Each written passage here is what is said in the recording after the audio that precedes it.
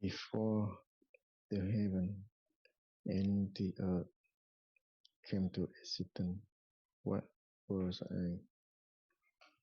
Before the heaven and the earth came to existence, what was I? Before the heaven and the earth came to existence, what was I? The my friends and the practitioner. Meditation emphasize practicing.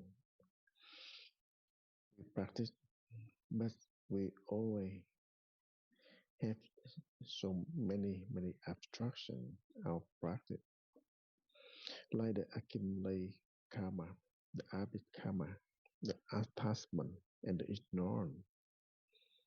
Always abstract our practice. That's why we every day we have question answer. Every day we practice close to the experience one, the Dharma friend, to sharing the experience of the practice, to get over all abstraction, to follow the practice with the Dharma Buddha teaching, the Dharma, with the Patriarch teaching, experience one, encourage practice, improve the belief in the soul mind and practice. As same as we get the sickness, we always take medicine every day, and with the advice of the doctor, we take right dose of medicine to treat our sickness. Exactly like we improve our belief in the soul mind and remind our practice every day. So the patriarch encouraged the practitioner always stay close to the monastery, always stay close, stay in monastery. We have the method, we have the encouraged up all the Dhamma friend and the experience. Also, we have the rule of the practice to again all of the attachment, ignorance, again all of the lazy, boring our practice. So always follows Buddha teaching, Patriarch teaching, and always ask the question, raising down, and we have question answer to improve our practice, our belief too. So just practice. Kính thưa quý thầy, quý sư cô, cùng toàn thể quý bạn đồng tham, hành giả tham thiền chúng ta. Dear monastic sanghas and all Zen practitioners, thực hành là luôn đề thoại đầu. Today I would like to talk about mọi lúc mọi nơi practice without để khởi kiến nhi tình. any conditions. Đó là tham thoại đầu. We practice Nghĩa tham thoại to đầu là tham cứu tâm, overcome any obstacles, and the method is we're gonna use the Huatou question. The Huatou question is basically nhi tình sẽ giúp chúng ta it's gonna help us to và phải đi làm sao cho đúng. go beyond the duality. But in order for us to practice this method correctly, we have to follow the right guideline. The guideline here is you ask the question clearly, like before parents were born, what was my original face look like? So you have to ask continuously, clearly, and ask the question without any space or gaps in between. And you're gonna create this energy, practice through the great doubt. So we have to ask this question in any conditions throughout our day. And because of our strong determination for resolving the birth and death, and we also want to create this companionship on the path of practice, and we help each other to create this right effort. And our practice is gonna be stronger each day, and that's how it's gonna lead us to the continuity in practice. And in our practice, we gonna experience a lot of obstacles, and the obstacles come from our own karmic energy, our old habits,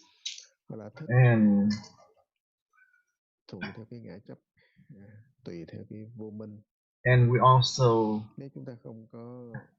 rely on our old habits in our daily life, and we use that in our practice. And we also need to stay close with the teachers. So that's how we are able to practice diligently, and it's gonna also help us to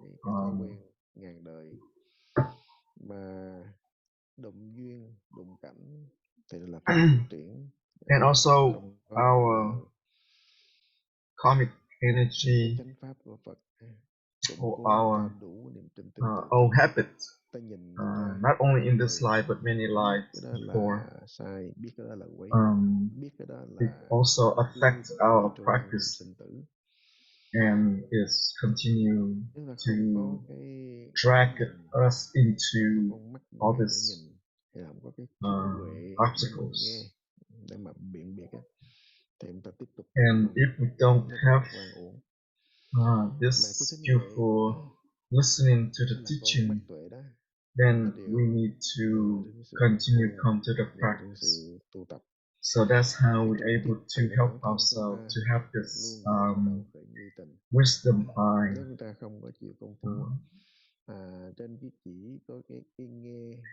And if we only listening to the teaching but without the practice, it's not gonna help us in our how to create the doubt and achieve the awakening.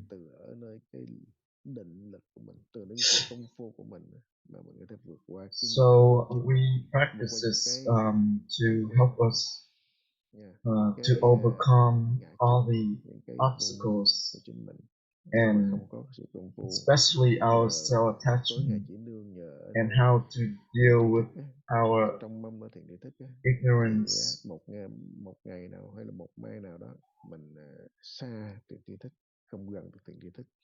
And when eventually we might depart from the Sangha, we go somewhere else, and we may not, stay close with the teachers, and we may not able to listen to the true teaching again. So our practice again is very basic. Just sincerely ask a question, and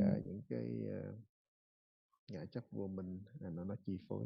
raise the doubt, Những cái vấn đề mà and to lớn trong cuộc đời sống của mình nó chi phối. and anything that in life that anything could vì đó distract mình us hay là vì đó mình phải from the practice, then we need to tất cả nếu mà have more consideration, mạnh thì chất lượng đánh so that way we able to have strong determination for our practice. Phật tổ cũng là thử thách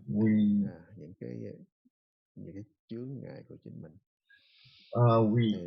We able to overcome any obstacles in our practice and life. So that's what I want to share with you all today. Right now, if you have any questions, please raise your hands. Namo Sakyamuni Buddha.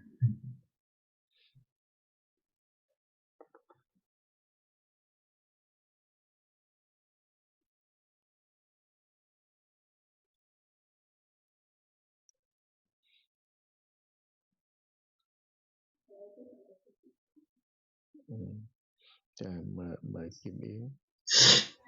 Ms. Kim Yến, please go ahead.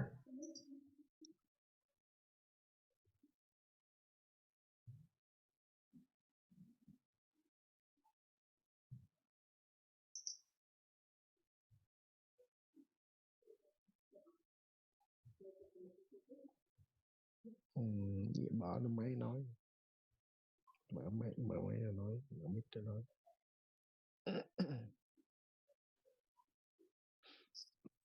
Dạ, Nam mô Bổn Sư Thích Ca Mâu Ni Phật. Namo Sakyamuni Buddha.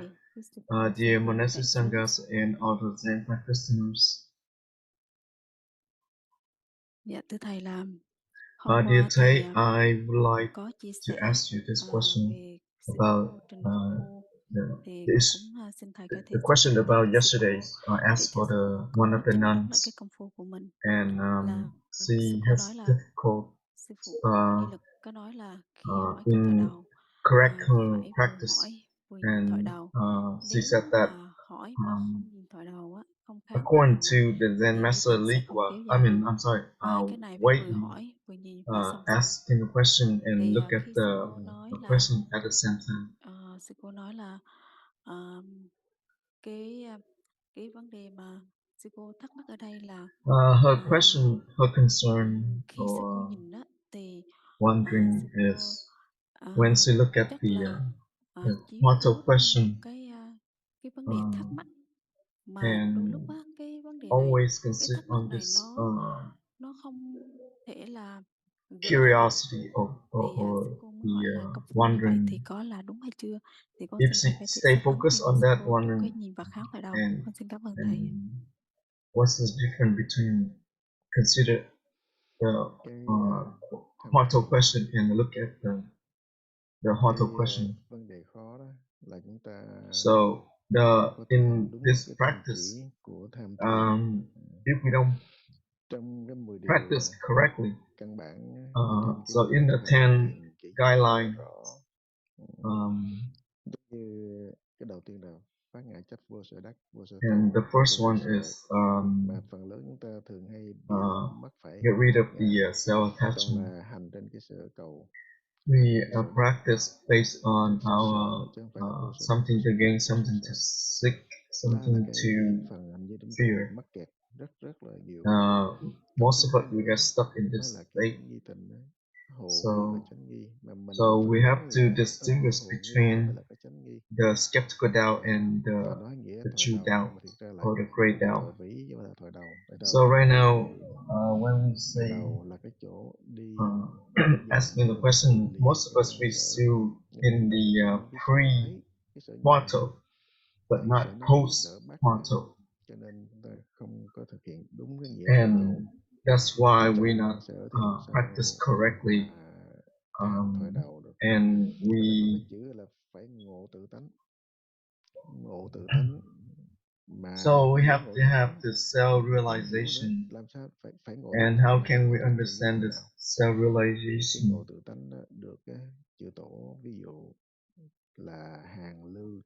So when the Zen master say that, self-realization, and basically we usually chase after the bone like the dog, but not like the lion goes after the one who threw the bone. So we run after the word, and we use the question as our main goal. So we have to aim for the post Huatou, but not pre Huatou. So that's gonna take us go beyond the duality. But right now, most of us, we still in the pre Huatou, which means pre thoughts, pre word, before the word. So we not able to get to the great Tao. And so all different way to say how to consider, the Huatou. So when we say Tham mean only consider Huatou, always ask the question basically. That's how we able to leave the source of the duality, the one who asks and the asker and the one who asks the question. So when we say that we have to look at the Huatou, so then we're gonna get stuck in that state because this become the duality. So when we say look at the Huatou, that is when you don't see the subject and object, but your mind is completely focused on the Huatou. That is means look at the Huatou. So when we get into the doubt state, then your question is basically is disappear, and it's gonna lead you to the great doubt. If you continuously ask the question or maintain that doubt, maintain that great doubt. So there are different words, to say about how to practice the Huatou, asking the Huatou or look at Huatou or mind consider Huatou. So there are different ways to say it, but the practice here is we should not eventually see the subject and object in the person who asked the question and the question itself. So that when you don't have anything to gain or anything to seek or anything to fear, then you're able to already truly asking the question. So if we see that subject and object in the practice, and there's no way you're gonna go all the way to the before thought or before the Huatou. So if we follow this method, we never able to get to the Huatou. We never able to get to the before thought. So that is still in the conventional practice, and the absolute practice is we need to go beyond the relativity. So this is also remind us in the practice that we also need to look at not the each word, but we need to look at the whole question. So when you follow all this, this is when we get stuck with the words and we're not able to enter the stream. So when you truly return to the stream or enter the stream, we should be able to leave the subject and object. But so the hearer and the hearer, the object of hearing is basically not able to establish. So that's we need to practice in order to recognize this. So then Master Xuân Yuan say that when we practice the Huatou, that means when we enter the stream. So when we get stuck and we're not able to release our self-attachment,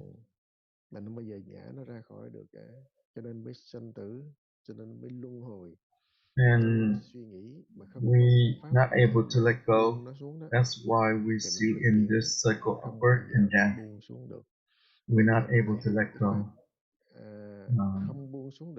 So when we're not able to let go, that is when we get stuck. And we have many other mind or Zen sickness.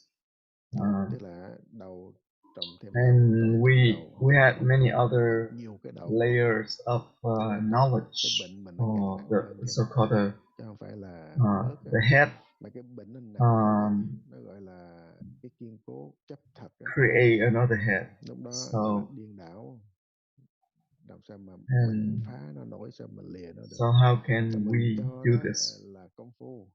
And so we only think this is the practice, but actually it's not. So we're gonna waste our practice, and we because of our false starts on the practice. And so because we don't truly understand the meaning of the Huatou, and the Huatou means before the thought, before the words even exist. So this is before any thoughts arise. That's Huatou. So when we reach so that's we need to understand, truly understand the meaning of Huatou. Tham thiền lâu năm nhưng mà vẫn không có hội được cái nghĩa thoại đầu, không thấu được cái nghĩa thoại đầu là do không có đi đúng đường. Nếu mà chúng ta có về công phu thuần thục xuyên suốt thì chúng ta sẽ dần khế hội được cái chỗ này, cái lời nói hay là cái ngữ cảnh, ngữ văn. So when you able to understand what is meaning of Huatou, then you able to cái đó có sư phụ có sống trở lại cũng chịu thua. If we don't understand it, if the Zen master weekly still alive in this life, we still not able to get it. Giống như là thừa đương vậy, là thừa đương trên cái and lời nói, we just based on the words. trên cái ngữ nghĩa, chứ không phải là thừa đương cái tự tánh. So we not rely on the true meaning Nên cái in này cần phải the self nature. kỹ kỹ, thật kỹ. So therefore we need to Tham tổ sư thiền rất là mỏng, read đọc and kỹ. understand Nói thoroughly. tất cả 10 cái điều đó cũng để củng cố 2 cái điều căn bản cho người hành giả tham thiền. Thứ nhất đó là tin tự tâm, thứ nhì khởi nghi tình. Mà tại vì mình So không có we tin tự just tâm, need to ask the question mình and tin cái ý thức, mình tin cái sự trust in đắc our của own mình. mind. Tại vì tin tự tâm thì But vô sở đắc. most of the time we don't really tin cái sự đắc, trust in our own tin cái mind. sự cầu, tin cái sự sợ, luôn luôn đầy những cái ngã chấp đó, chứ không phải là So we still have full of self-attachment. thì cái đó mình phải tự chỉnh đốn, tự So we need to self-correct tất this cả chư thiện tri thức and để mình mới có ask thể question when you can. sửa sai được chỗ này, chỉnh đốn lại được chỗ này. Thì cũng đã, nhiều đó cũng đã hết lời đối với lại cái vấn đề này đó. Thì bây giờ vị nào có những cái thắc mắc gì công phu cứ mạnh dạn đề ra hỏi. And there's a question in the meeting chat. So Namo Sakyamuni Buddha. Dear thầy, I would like to ask you this. Nam mô Bổn Sư Thích Ca Mâu Ni Phật. Con bạch thầy, con xin thầy thầy chỉ giúp con về kiểm soát tâm. How to tham thiền miên mật, vì trong công việc chúng con nhiều khi tập trung công việc mà không miên mật được. Thì ân công đức của thầy. This is the question about how to khởi được cái niềm thống thiết sanh tử. About how to correct the mind in the practice. So this question, we don't need to guard the mind. We just need to ask the question and raise it down. So whatever we do, we can ask the question. So we always have this mind of discrimination. So we have this thought of happiness, thought of sadness, and whatever, situation we're in or wherever we are, we're able to have all this kind of discursive thoughts. And ở ngoài đời, phân biệt ở trong công việc nhiều cỡ nào đi nữa, mà cũng không quên cái suy nghĩ về đứa con. Just like a mother always thinks of her child whenever she is, she always have her mind think of her. And sometimes if we think we love our child, or the mother loves her child, and she only stay home and without go out and work, and that's gonna be creating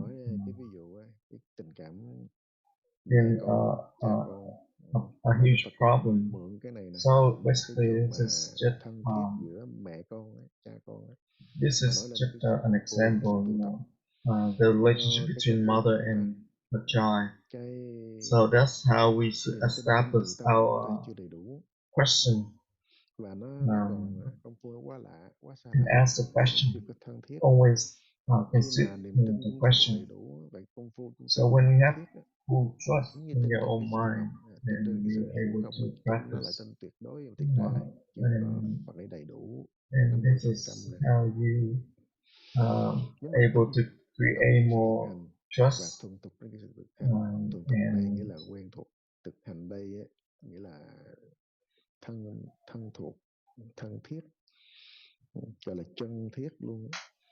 Thì lúc đó nó giống như là cái and we need to ask this continuously. Cha con, tình của mẹ con không bao giờ quên.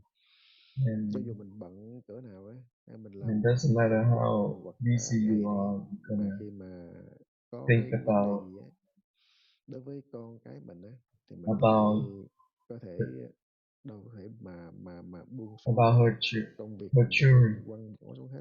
So she's able to let go a lot of things, but she cannot let go her children. So anything happened to them, you want to go back home right away to take care of them. So This is the để same mà có metaphor. niềm tin tự tâm We need và to để công phu mình always được consider miên mật, the Huatou được question, thân thiện and we thì mình phải luôn tham học befriend with và our luôn ứng dụng Huatou công phu. question, Khi and mà chưa always quen với consider lại trong practice. công việc, trong So mọi nơi mọi when chỗ, we're not sinh familiar hoạt with của the mình có lúc mình sinh practice hoạt yet, bằng tay chân then miệng trí óc, we mình phải need vận to dụng mình đâu có nhớ đến công slowly phu đâu, practice it. nhưng mà mình có cái tâm thống thiết sanh tử thì And mình when tập you have the trong tất strong cả thời determination gian trống, for tất cả cái thời birth and gian death, rảnh rỗi, tất cả and những thời gian mà we're mình gonna làm việc focus on asking mà không question, phải bận tâm, không phải suy and nghĩ thì vận dụng it's not tâm tham thiền. Ví dụ công việc consider làm other nếu công things, việc đi tắm rửa, đi vệ sinh, những cái công việc and như anything ăn that cơm, relate to rất là our bình thường, activities. hết sức bình thường, mà đâu có phải There's tập always a chance thì for us to ask the lúc đó question. mình tham thiền. Những cái thời So gian quét nhà we rửa can chén ask the question of tham thiền được in any activity thì actually. ở trong cái công việc của mình dần dần nó sẽ tham So thiền đến we lúc will không biết, get tại vì trong lúc làm việc familiar mình even vẫn better giận được, trong lúc làm with việc our activity. căng thẳng mình vẫn So vui được, when we mình vẫn have thương được, stress mình vẫn in ghét được, our mình work vẫn at work, đố kỵ được. we're also able to Cái ask tâm mình questions. nó không bao giờ nó ngưng nghỉ cả, So nó luôn luôn because thay our mind đổi, never stop thay thinking, đổi, so luôn we can liên tục. use this Thì bây analogy giờ to nếu mình có cái công put phu our thống thiết trên vấn đề sinh tử thì ở trong giờ nào khác nào, practice phút nào, into giây nào mình cũng có any thể giữ được cái nghĩa tình. Mà khi mình giữ được obstacle cái or nghĩa tình whatever, trong mọi hoàn cảnh, mọi lúc, mọi or nơi, cái tâm busy or trạng mình whatever, nó rất là we can bình also ổn, practice. và công việc So của mình this cái chất is lượng how we làm nó cũng rất là maintain cao, our rất là practice, mạnh mẽ nữa, chứ không and phải this giống như also làm help theo cảm xúc, lúc our ăn, lúc work giận, lúc này lúc nọ, lúc vui thì increase mình làm việc tốt, mà lúc the buồn thì mình quality. làm việc không tốt. Tất cả So là do cái cảm xúc, là do cái vọng we tâm, can ý see thức. that we can Thì bây giờ do this cái nào cũng vậy, with nó sẽ từ lạ trở thành quen. the Và practice. cái công việc của mình So and we're gonna get cái suy used to nghĩ của mình, ngã chấp của mình nó sẽ bắt đầu từ quen trở thành lạ, the phải Huatou trải qua and một familiar with cái it. công đoạn công phu tu tập của mình. So Và cái sự công phu tu tập của mình không phải là tôi làm hoài để coi nó quen, so this mà is rồi nó not quen just mình có sự cầu, so mình quên mất we should mình có cái niềm practice tin this tự tâm, mà trong sự without háo thắng having nó sẽ lệch lạc, sẽ sai lầm, something sẽ that we không need có to khi mà gain, tâm something háo that thắng we nó need hết, to seek, khi mà cái and nhu something that cầu we nó không cần nữa thì công phu fear nó of. tự nhiên nó lập tức nó ngưng nghỉ. Còn nếu có cái niệm thống thiết sinh tử, vì cái làm chủ sinh tử, vì giải thoát tất cả những khổ đau So cho bản thân cũng như là cho tất cả chúng sinh, nếu mà có cái đó thì nó không bao giờ ngừng nghỉ cả. Cho dù đời này chưa xong, khi mà sanh ra cái đời sau, so we continue tu tập this đó, cho practice đến khi even mà in đại this chúng life we're sinh not able mới to thôi. Thì đó achieve the là cái awakening. tâm thống thiết sinh tử, We can là return cái niềm next tin tự life tâm and tuyệt continue with đối the này. practice. Thì bây giờ cũng là để công phu và tu tập trên cái từ lạ trở thành quen. So we need to make Cái this của mình familiar with lâu đời lâu kiếp the practice, từ quen trở thành lạ, and all the karma. là bằng cách hàng ngày chúng ta We can also phải overcome cho nó thật là with the nghiêm practice. túc trên vấn đề tham học, So we need trong vấn đề tu to tập, nó rõ ràng, be serious with không the bao giờ practice, really. gián đoạn với một cái lý do And nhỏ nhất nào. so Thì đó là cái tinh thần học should Phật của consider mình, this cũng giống như là mình practice đang all trị the cái time. bệnh sinh tử của mình.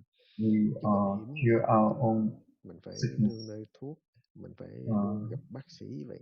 So Lúc that đó now bác just sĩ like sẽ people they luôn get luôn sick chữa and bệnh they cho mình, have to go see gia doctor, giảm về cái thuốc, cái liệu điều trị cho mình, cái liều lượng cho mình, để and mình nó có cái if tiến triển dần tốt đẹp hơn.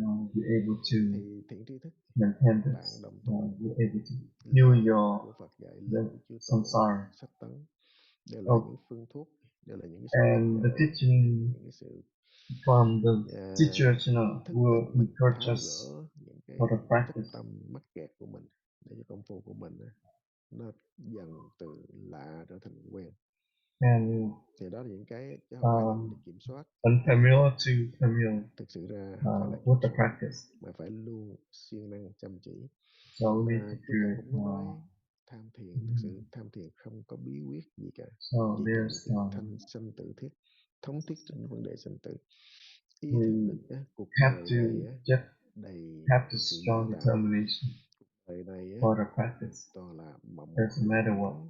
là bọt là bóng, We just và mình need không to biết contemplate that. mình là ai.